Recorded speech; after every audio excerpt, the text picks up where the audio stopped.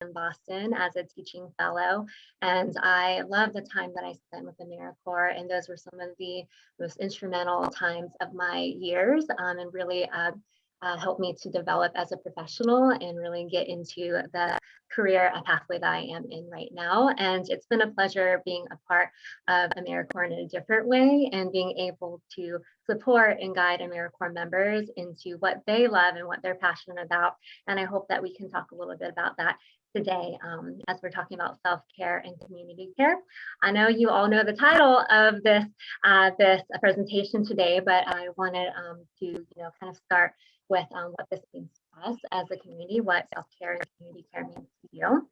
But before I go into that, I'd like to share my screen for the next one. Right. As we talk about self-care today, it's especially important to remember our histories and those who came before us and those who are still here to take care of each other and this land that we're on. I know that most of you are in North Carolina. We would like to offer this recognition and respect to the indigenous culture of Durham and North Carolina, our past, present, and future stewards of this land. Today, I'm in North Carolina, so we're meeting on traditional lands stewarded by the Catawba people, currently served by the Lumbee, Tuscarora, and Shakori tribes. It's previously served by the Occaneechi, Eno, and Anshusher tribes. And we honor those who know this land as we hope to know this land as a sacred and living entity. So as you are all thinking about the land that you're on right now and the history that came before it, there is a link here, native-land.ca. Please take a moment to type in where you are right now, and then type in the chat the peoples, the tribes, or the nations that your land is a part of.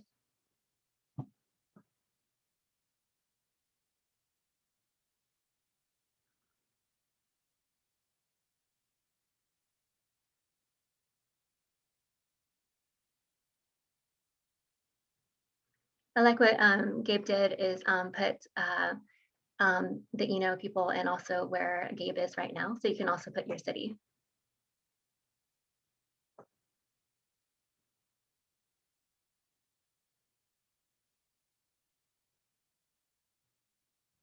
Great, I'm loving seeing the Durham people here. I was raised in Durham and I really hold this land sacred as well.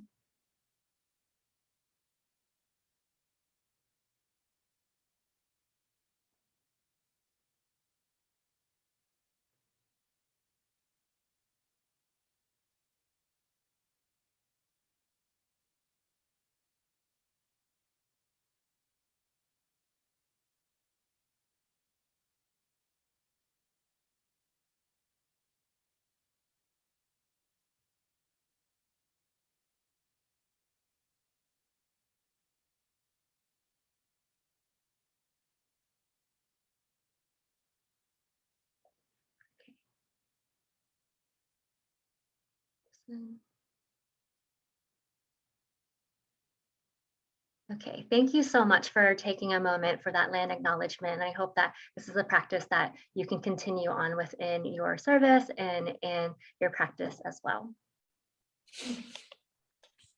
So today we're talking about self-care and community care. And this session focuses on what we know about self-care, but maybe even the misconceptions and how we can contribute to a more abundant system of community care. Much of this presentation is a compilation of words and wisdom of other Black, Indigenous, people of color community members. And these aspects of self and community care resonate with my own culture and heritage as a Vietnamese American. I hope that you can learn from these experiences and perspectives like I have, and you can take your own meaning from them. At the end of this presentation, I have sourced all of the people that I have learned from at the end of this. And so you will also have this resource. You'll be able to look at the people, the words and wisdoms that have been on this PowerPoint. So self-care is, can you put into the chat or feel free to voice it out and take yourself off mute? What do you think of when you see the word self-care?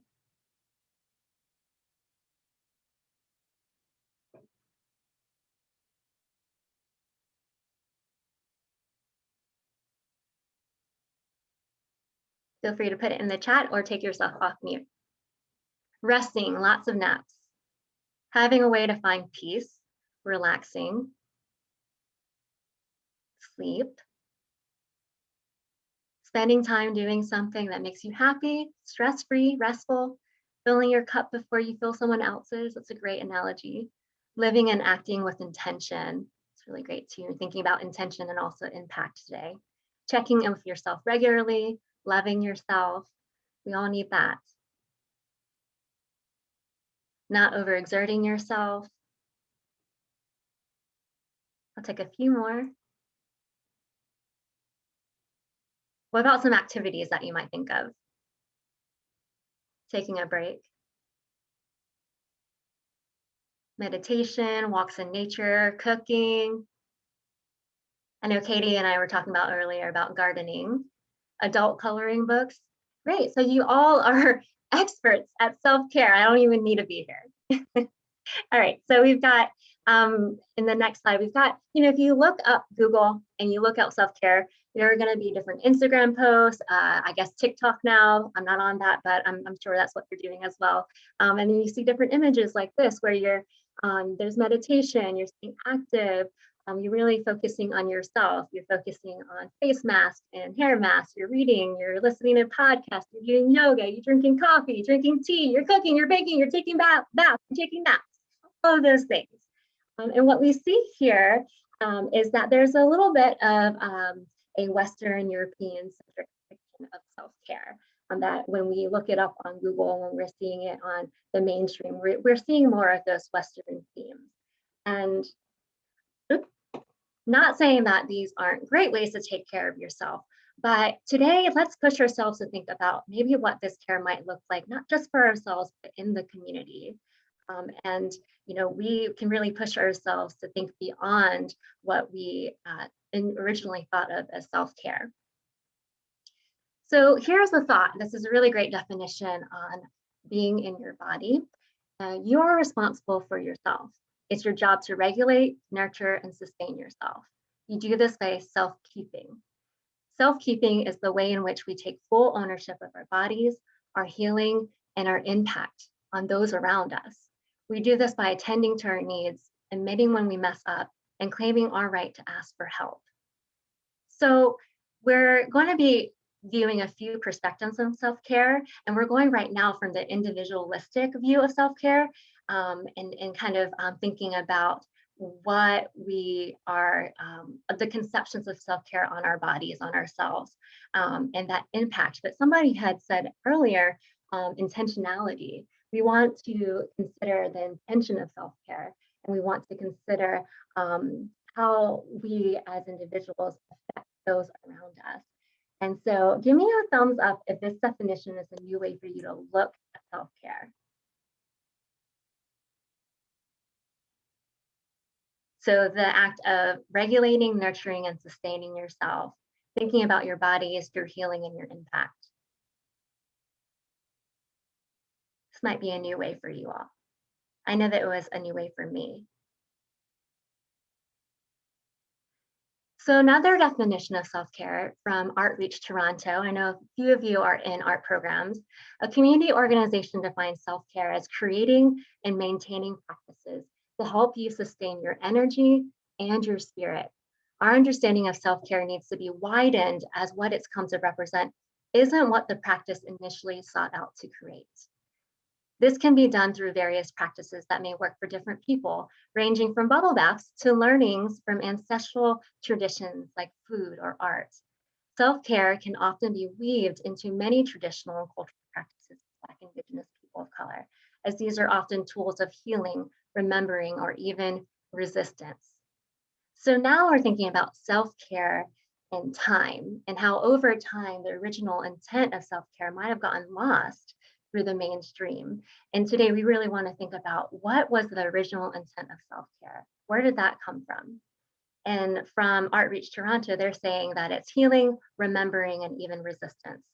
So from those three themes, healing, remembering, and resistance, I'd like to actually uplift Ask the Sister Farmer, the plant of Black freedom. I'm going to show you a video from Juneteenth. This is from Soul Fire Farms and two farmers from that land talking about resistance.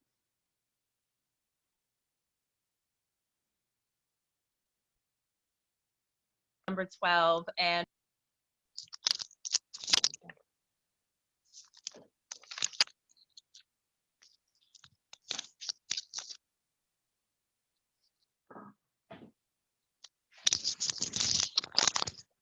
all right, mic check, peace and blessings, everyone. Can y'all give me some thumbs up if you can hear me okay? Boom. Good. All right, welcome to Ask a Sister Farmer, the special Juneteenth edition, episode number 12. And for those of you who've been with us, you know that we are all about to free ourselves. We must feed ourselves.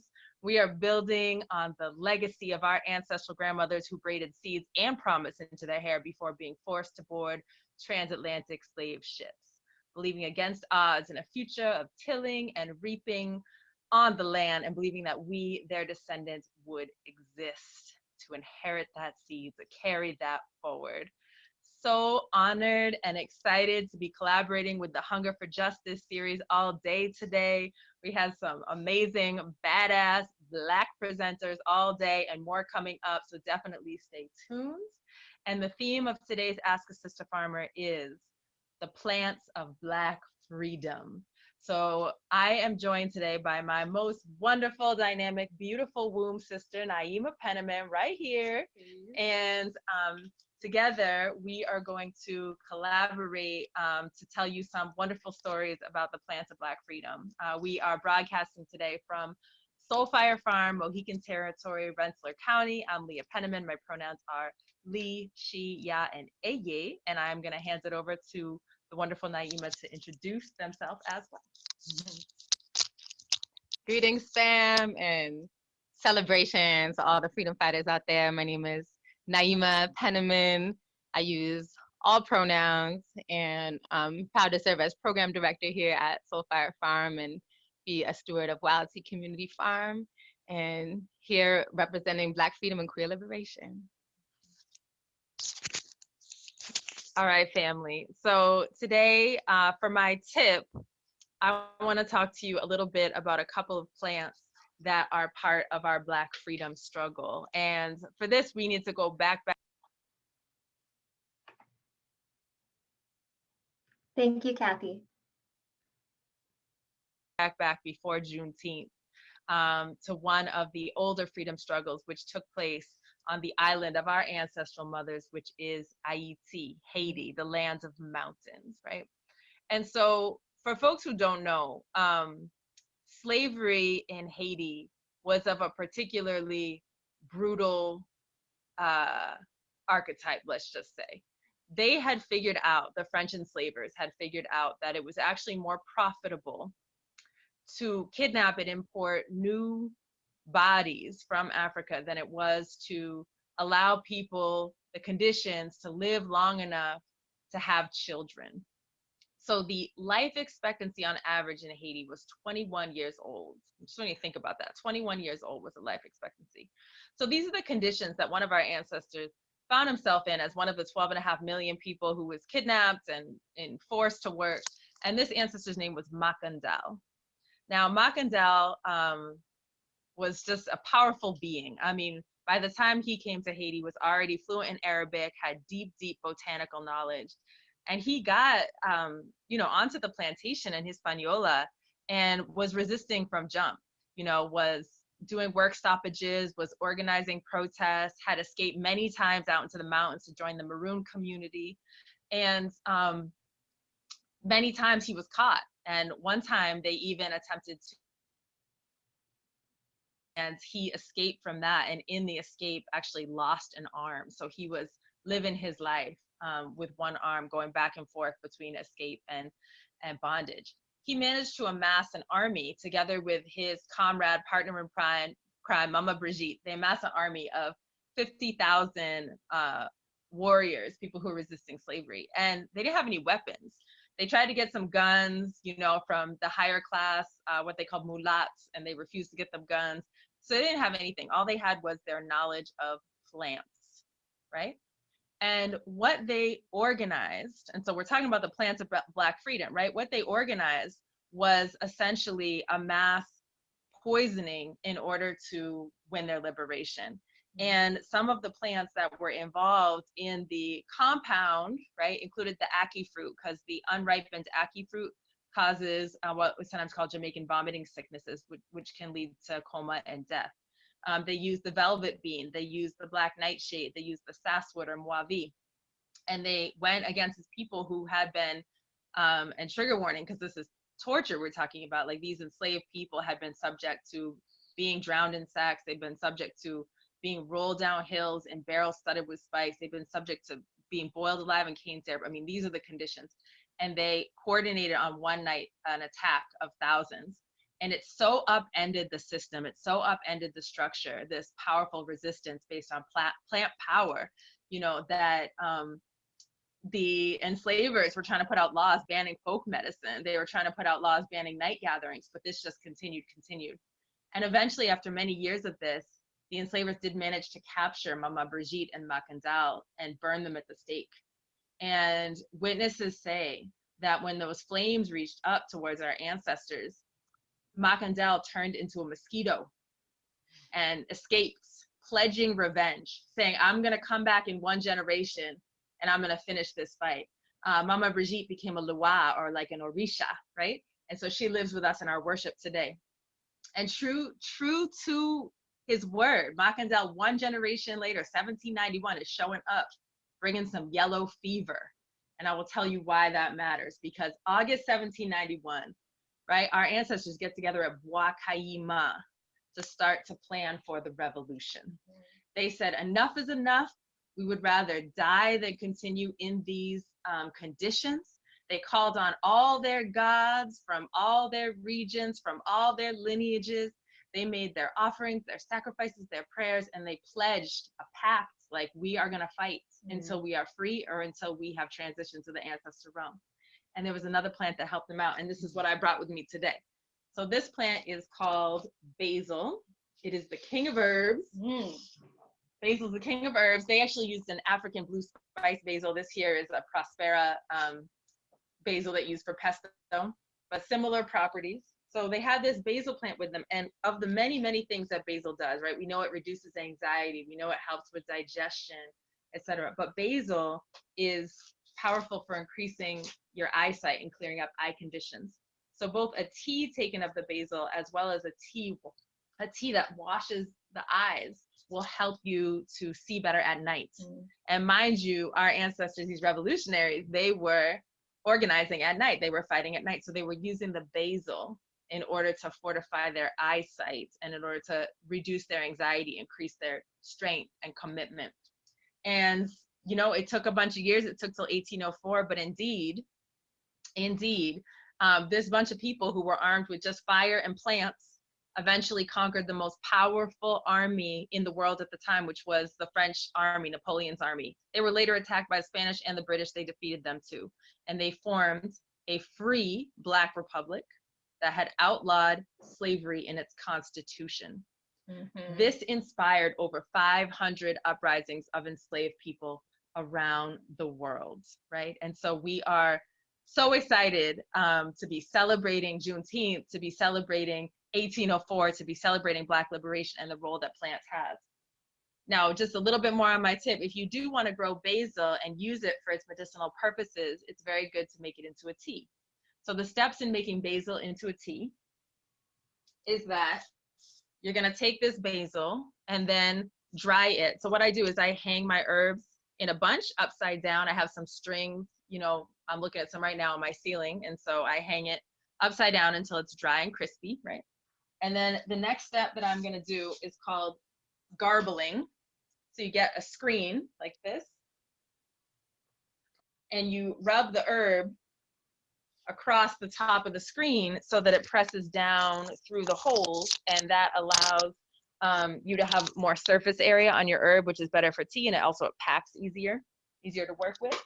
And then finally, you're going to store the herb in a cool, dark place. And so I just put it in the pantry inside of a mason jar, but in a dark pantry, and it can keep for at least a year, sometimes several years. And just a teaspoon per cup of water, you know, you can fortify yourself with that same power that the ancestors used for the revolution. So that's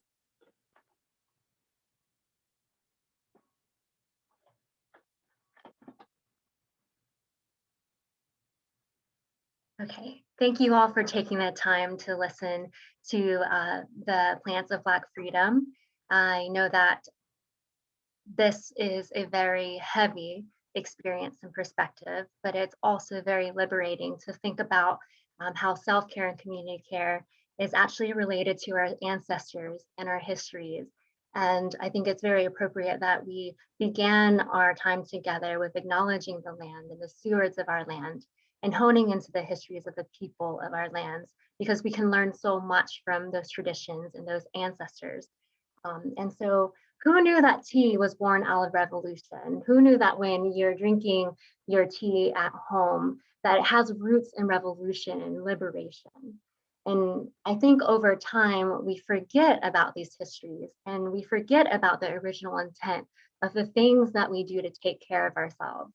And the theme today is of remembering. How do we heal and how do we remember? How do we sustain, nurture ourselves? And that in itself can be a form of resistance, as you saw from the Plants of Black Freedom. And also, did anybody know that you could use basil as tea? No? So, what are some community groups or heritage groups or identity groups that you all belong to or that you're a part of? Feel free to take yourself off mute and feel free to also put it in the chat. What are some community groups, heritage groups, identity groups that you belong to? So right now we're taking a moment to honor those ancestors and to honor the histories that you all come from.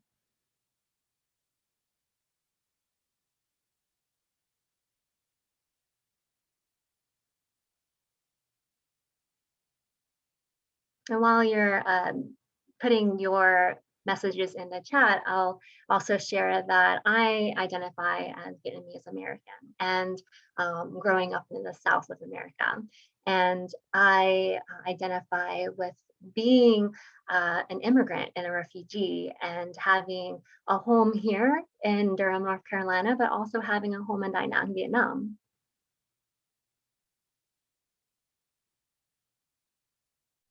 So as you're thinking about your heritages and your groups and your identity, also think about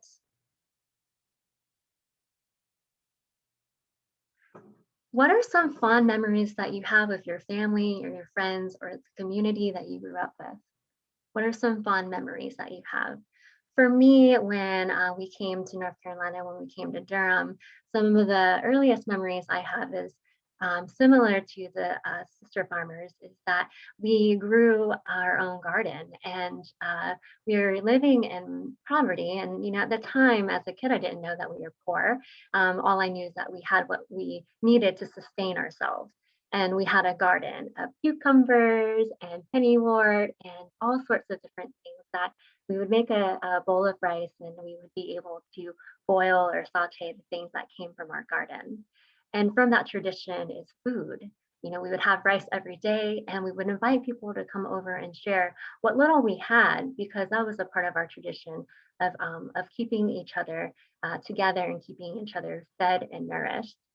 And for some of you, some of y'all are from the South, you identify as lesbian, white, got Jewish and English heritages, South American, North Carolina community. Ellie's got memories centered around cooking as well. And so many of us have those memories where people are cooking for us, or we're gardening, or we're, taking walks in nature. And when we are doing all those things, it's a form of self-care. It's a form of connecting ourselves to others and connecting ourselves to this land. My grandmother is born and raised in Colombia. She boils the skin of onion and garlic. I'm not sure what the medicinal properties are, but this is something that has been passed down. Yes. Being an American, Christian, most of my family have artistic backgrounds. So much can be done with art. So much self-care and community care is really centered around art. I love it. Thank you, Henry.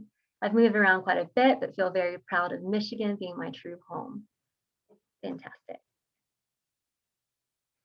So what are stories of your family or your ancestors that revolve around the community and care? So as you're thinking about those moments and those memories you have, think about the community and care.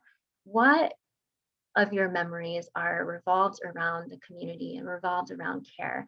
I think about when we were a part of, my family celebrates Christmas, and we were a part of some programs where people would bring us Christmas gifts, and they would wrap them all up, and we would get them around Christmas. And to me, that was community care. That was, somebody supporting our traditions and supporting us in that time of our lives. And I think about those people that I didn't even get to meet, but I knew they were a part of our community.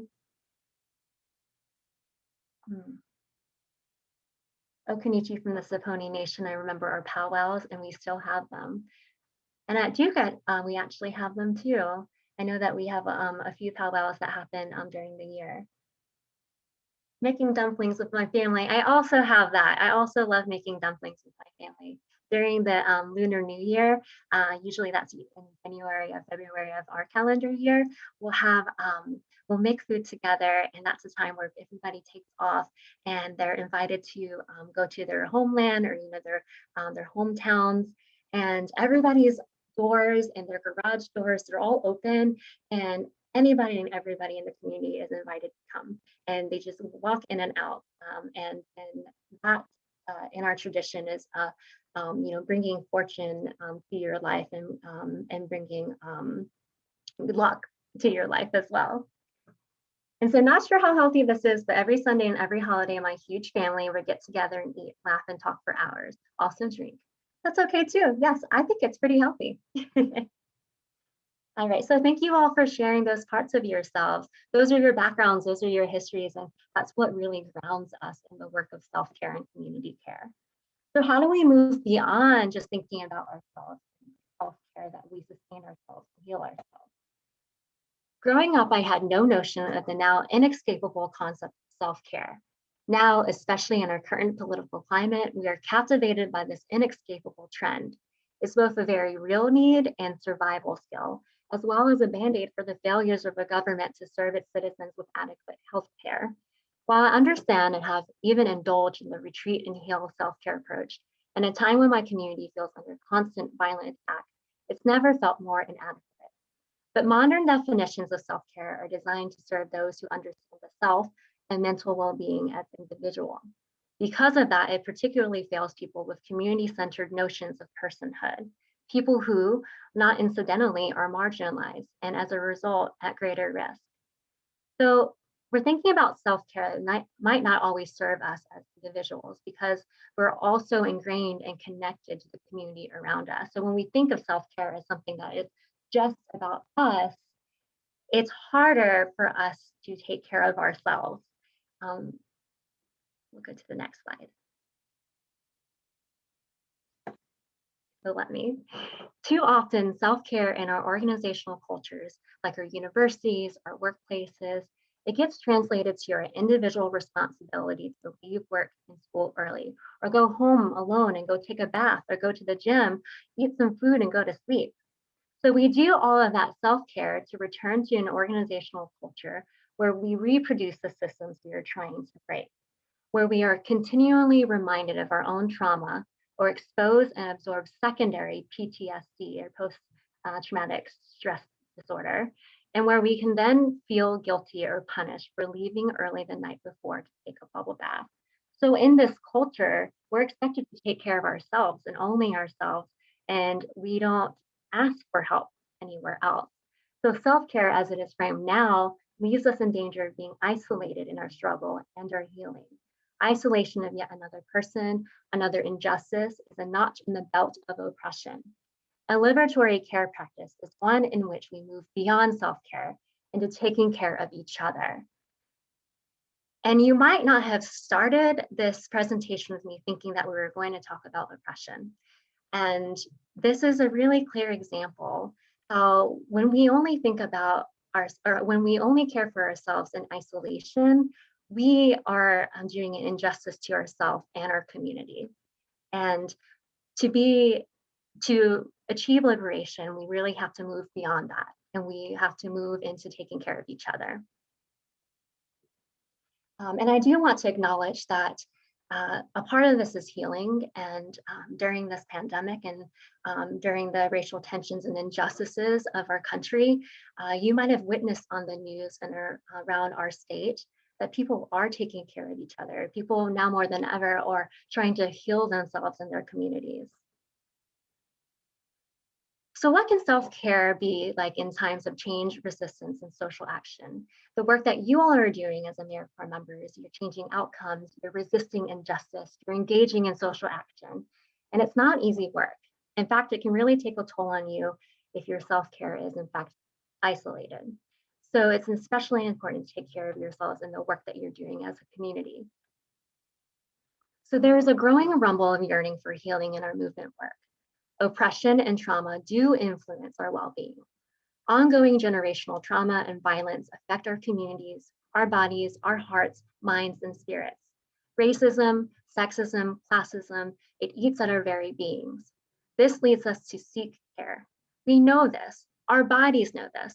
Our friends can read it in our faces, even if we have learned to ignore it. We put our bodies on the line every day because we care so deeply about our work.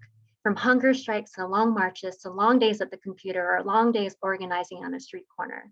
You skip a meal, you keep working. You stop sleeping, you keep working. Our communities are still suffering, so I must keep going. Raise your hand or give me a thumbs up if that's something you felt before. Yes. We risk and test our bodies to go further, and we stretch our hearts or close our hearts to keep going. Whatever it takes, and ultimately what it takes is a toll on us.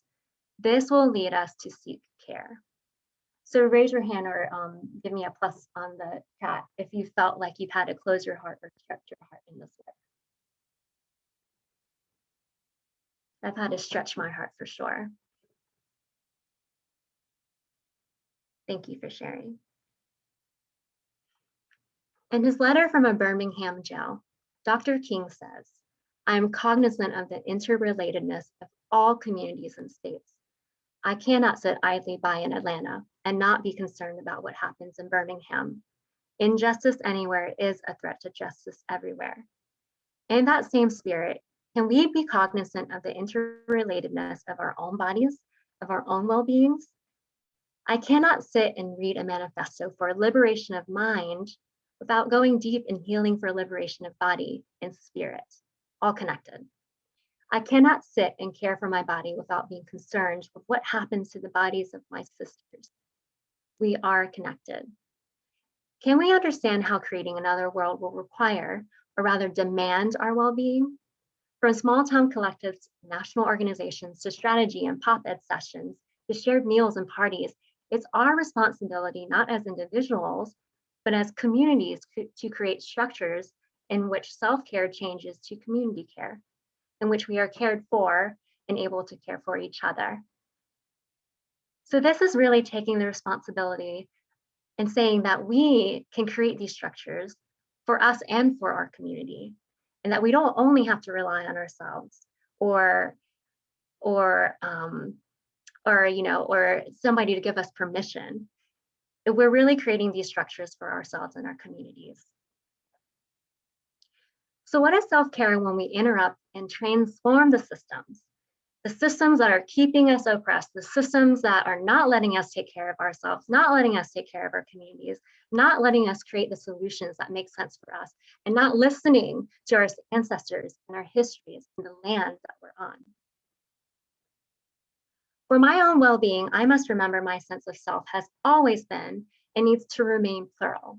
In the face of recent events, as well as an entire lifetime of oppression, finding survival and care for my body and mind has meant melding my ancestral practices in the modern world I live in. So in looking to the past, my own and my ancestors, I find empathy and harmony with the way I walk through the world, no matter how cruel it can be, to find what I sought all along, a wholeness with myself. So just like how tea was born out of revolution and was forgotten, over time we forgot its original intent. Over time we forgot about ourselves. Over time we forgot about our community. And self-care, community care is about remembering our wholeness to ourselves and our community. To me, that's what care is. It's wholeness, it's connecting it all together, including those who came before us and those who are now in our circles of impact now. As AmeriCorps members, you all have circles of impact. And self and community care at the end are about a sense of wholeness. So being in a community leads to a healthy sense of belonging, a greater generosity, better distribution of resources, and a greater awareness of the needs of the self and the other. I see that and I think about AmeriCorps. I think about the work that you are doing.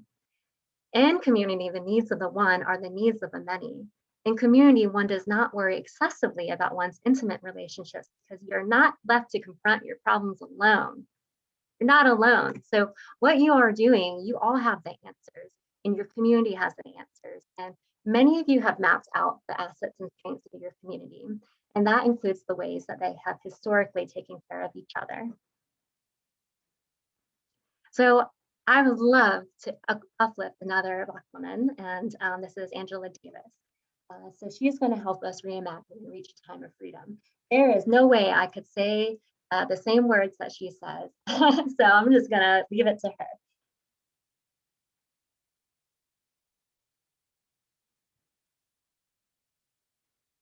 Interested in making change in the world also has to learn how to take care of herself, himself, their selves.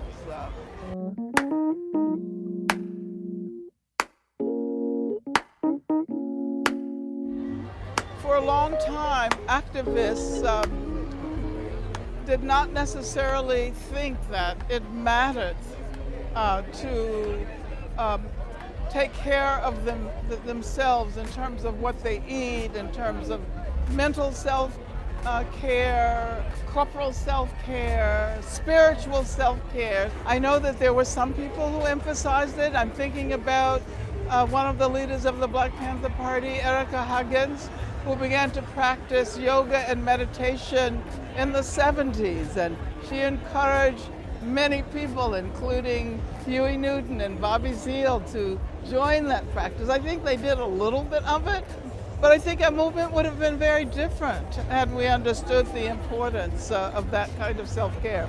Personally, I started practicing yoga and meditation when I was in jail, but it was more of an individual practice.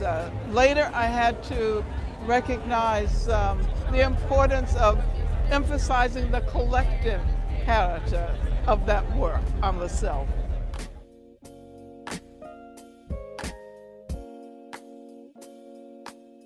Well, it means that we're able to bring our entire selves into the movement.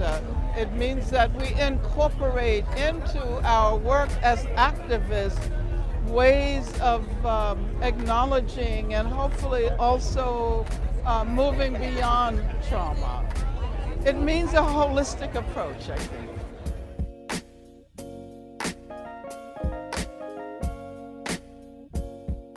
I think longevity is important, and not simply individual longevity. It is equally important to recognize that as we develop our movement today, we're creating a terrain for the emergence of new activists. And what we do today has an impact on what younger people will be able to do tomorrow. I think we have to imagine ourselves as connected to people who came before us and to those who will come after us.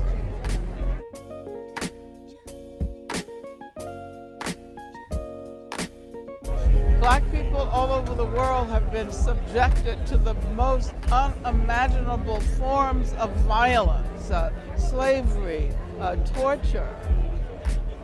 But at the same time, and this is what Black people have offered the world, we've also produced beauty, music, and art. And I think that the self-care that gets produced by Black people recognizes the connection between struggle and art and beauty and the imagination.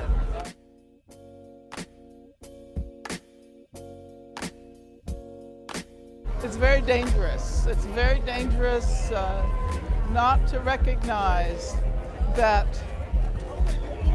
as we struggle, we're attempting to presage the world to come. And the world to come should be one in which we acknowledge the collectivity and connections and relations and joy. And if we don't start practicing collective self-care now, there's no way to imagine, much less reach a time of freedom.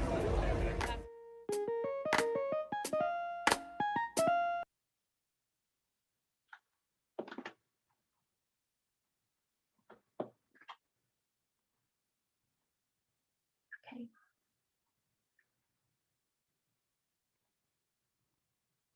I love that there are Angela Davis fans here. So how do we move this conversation of self-care to the collective, like Angela Davis says? I hope that I can provide a few suggestions, and by the end of this workshop, let's see, or this presentation, maybe you can think and brainstorm of some ways that you can also move your self-care practices to the collective. So first, make space for your own healing. This has been a really traumatic year, and or I guess 2020 and 2021. It's important that we acknowledge that. It's important that we acknowledge the pain and the suffering that we and our communities have been dealt. And so it's important then to begin to heal. So research has shown that sharing your story in a meaningful way can empower you to envision future possibilities. Talk with trusted loved ones or share your story through creative outlets like blogs, spoken word, music, art, anything. And I know that a lot of y'all had already talked about, art and, using your creative selves. Professional healers can also be beneficial. You can seek psychotherapy with a therapist of color who understands oppression and sees your full humanity. Alternatively, you can find a healer who engages in indigenous practices, energy psychology, or other traditional healing practices. Especially if you carry stress in your body, this may be beneficial as the treatment involves a holistic approach to well-being. And of course, be careful to not appropriate practices and be mindful of those who can help you. Cultivate joy. Fighting oppression and advocating for social justice shouldn't be mutually exclusive from living joyfully. Make time and space to enjoy life and celebrate your culture, traditions, history, and community. Time for joy should be scheduled and protected, as the anticipation of this pending self-care can help you make it through the day-to-day challenges. I like this part, the part where you schedule and protect your time. Because oftentimes we do give away our time to others, and that's fine, but also make sure that you protect your time, protect your energy, and you're able to do that with others as well. Find a place where you feel a sense of belonging. The benefits of having a social and emotional connection and a sense of belonging are, they're supported by research. Social engagement and social support lead to better mental and physical health.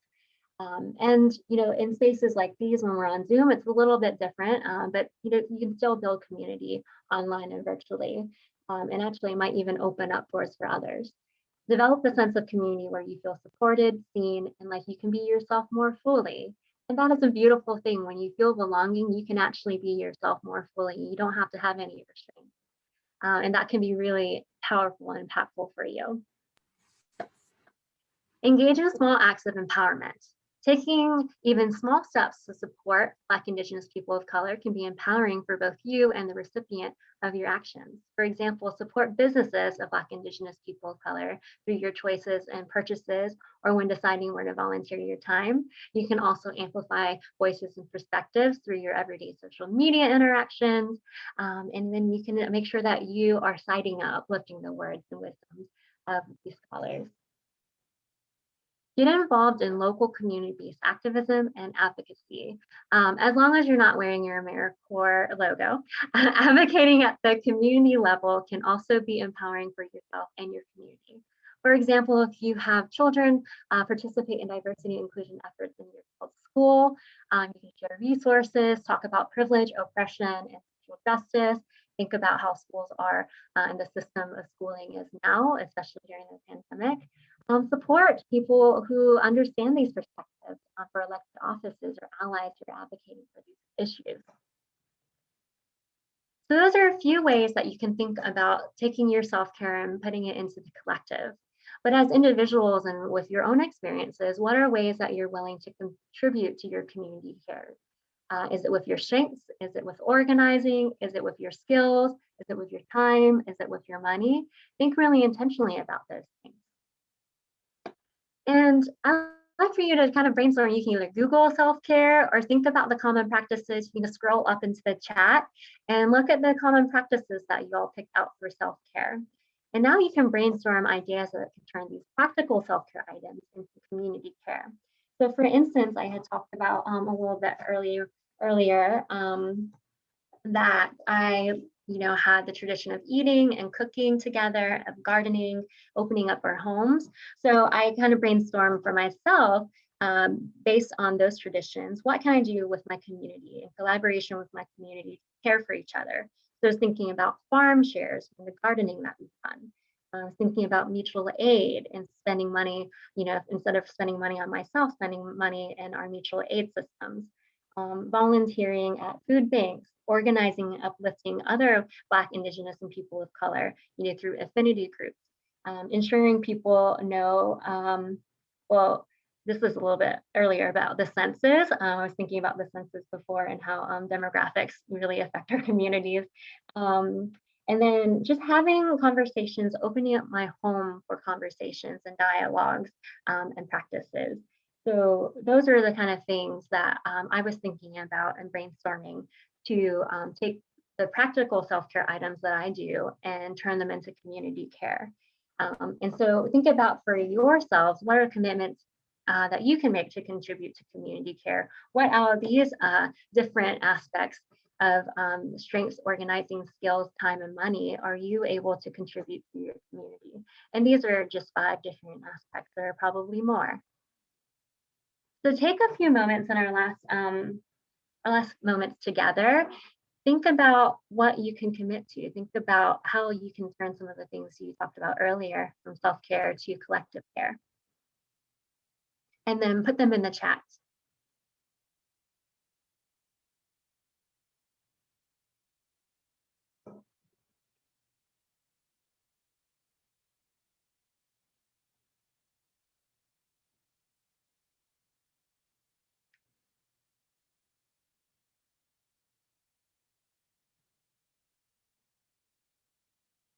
And a part of it might be the service that you're doing now.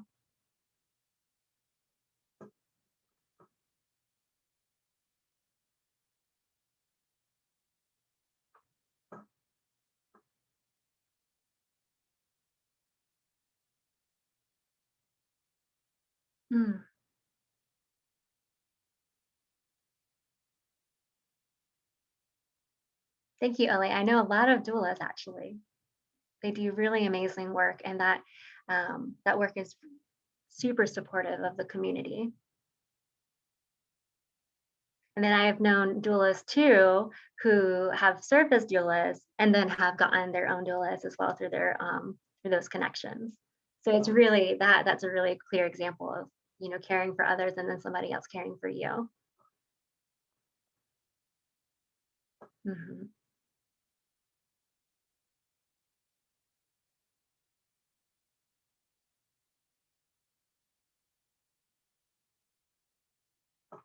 Taking more time to paint. Yeah, and supporting local Black, Indigenous, and people of color artists. Writing, helping to organize, yeah. Writing and letters with each other, especially during these times, there's a lot of letter writing that can be really impactful to those who feel like they are isolated during these times and feel like they do need that community, but they can't access that community.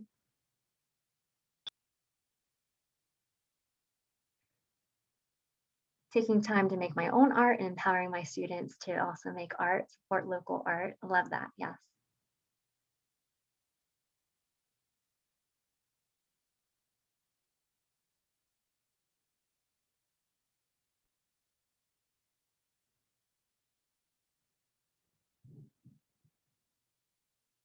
All right, if nobody would like to share anymore, oh yeah, you're right. I keep forgetting. Y'all are go wild if you want to get off of mute.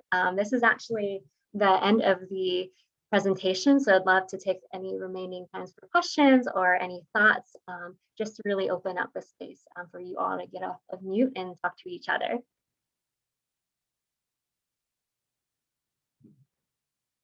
I love hot pink toenails. Thanks, Gina.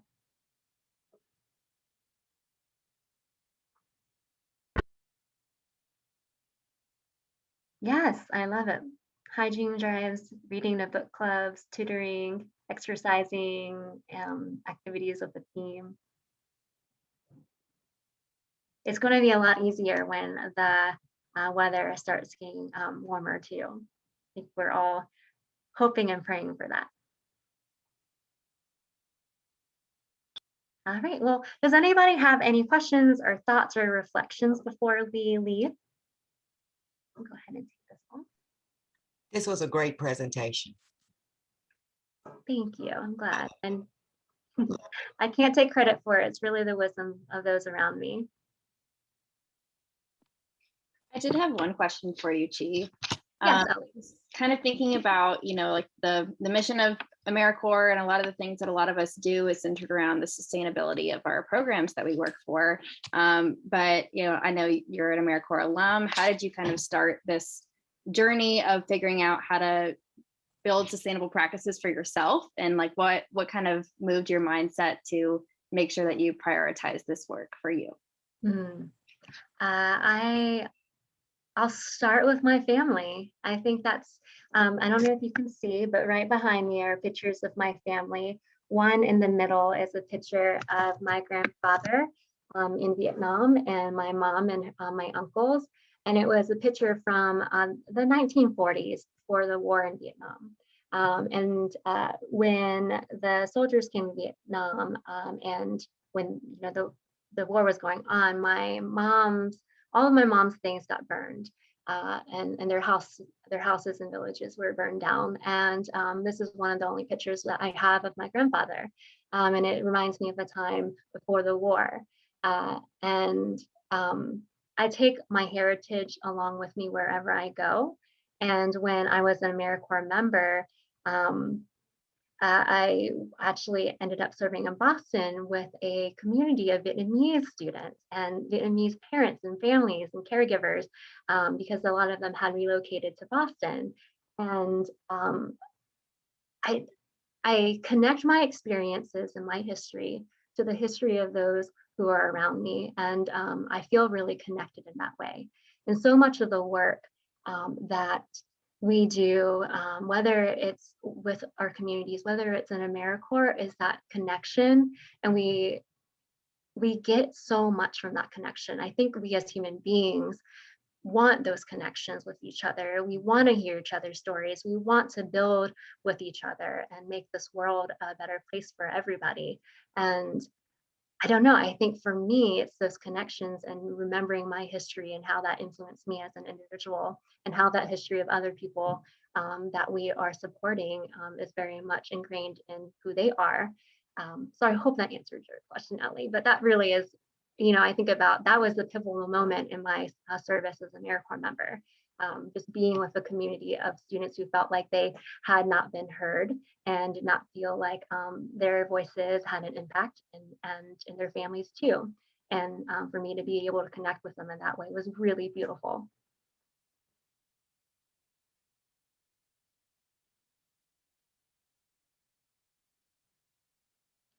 Okay. We've got one more minute. Anybody want to yell at me? Throw stuff at me? Well, it's been a great pleasure to be with you all. It's been an honor to serve in AmeriCorps, and I hope that you all feel the same and you feel those connections with each other in your community. So thank you so much for giving me some of your time tonight. Thank you so much, Chi. We really enjoyed this, or I really enjoyed this, and I've heard this talk before, and it is great every single time I hear it. And so thank you all for joining us tonight. We have more AmeriCorps Week stuff going on tomorrow night at 6:30 p.m. as well, same time, different day. And we'll be doing an alum panel, so you guys can come and ask more questions to people like Chi who have had these experiences, and you can learn more. And we'll be doing that in breakout groups. You'll be able to have smaller interactions with them as well. So please come back and join us again tomorrow. If you have any more questions, feel free to stick around for a little while longer. I'll keep this Zoom open. But otherwise, follow us on NC Volunteer, and we hope to see you soon. Bye. Take care.